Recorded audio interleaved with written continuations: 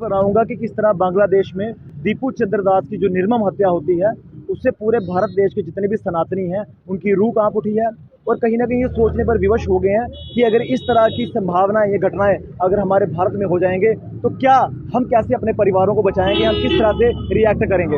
इन चीज़ों पर अभी से गंभीरता से सोचने की ज़रूरत है और आज जब हम सोचते हैं कि ये घटना हमारे घर में नहीं हुई है तभी ये चीज़ें संभव होती हैं। हमें सोचना पड़ेगा कि ये घटना हमारे ही घर में हुई है और हमें उसी तरह रिएक्ट करना है जैसे लगे हमें अपने घर में किया है।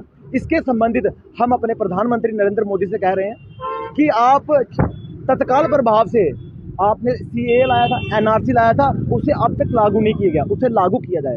एसआईआर में आपने देखा कि 22 लाख जो लोग हैं बाहर के, वो उत्तर प्रदेश में पाए गए हैं, उन्हें बाहर निकालने का काम किया जाए और सबसे पहले अटैक किया जाए बांग्लादेश की इकोनॉमी पे, उनके साथ ट्रेड बिजनेस सभी खत्म किया जाए। बांग्लादेश को बिल्कुल जो बूस्ट हम कर रहे थे वो नहीं किया जाए, बाइकआउट किया जाए। और बांग्लादेश की औकात क्या है भारत के सामने? ये वही बांग्लादेश है जो पहले ईस्ट पाकिस्तान था, जो पाकिस्तान का गुलाम था, जिसे पाकिस्तान जूते मारता था और आज वीडियो वहां से निकल रही है बांग्लादेश पाकिस्तान भाई भाई और इंडिया को हम टारगेट करेंगे।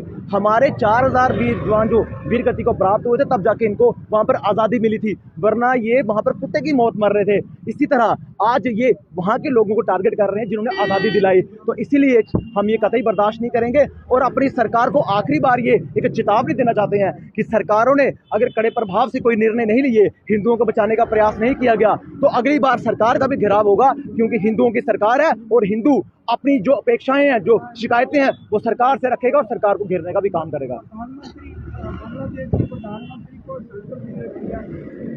क्या मतलब है? जब बांग्लादेश के लोग जो है हमारे हिंदुओं के ऊपर अत्याचार करते हैं तो उनको शेल्टर देने का क्या मतलब? देखिए, स्पष्ट रूप से कहूंगा कि हमें कूटनीति में नहीं पड़ना है। जब हमारे यहाँ के लोगों की बात होगी, हिंदुओं की बात होगी, शेख हसीना हो, यूनुस खान हो, आपको उन्हें सौंप दीजिए। यहाँ पर रखने का कोई मतलब नहीं है।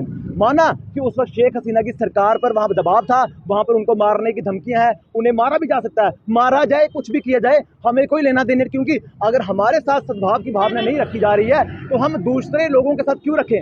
शेख हसीना के साथ साथ रोहिंग्या बांग्लादेशी यहाँ पर क्या कर रहे हैं? जो 22 लाख पकड़ा गया रोहिंग्या बांग्लादेशी उत्तर प्रदेश में एसआईआर में आया है, उनको भी यहाँ से डिपोर्ट करने का काम किया, ट्रेनों में बिठा के उन्हें यहाँ से बांग्लादेश दफा करने का काम किया जाएगा।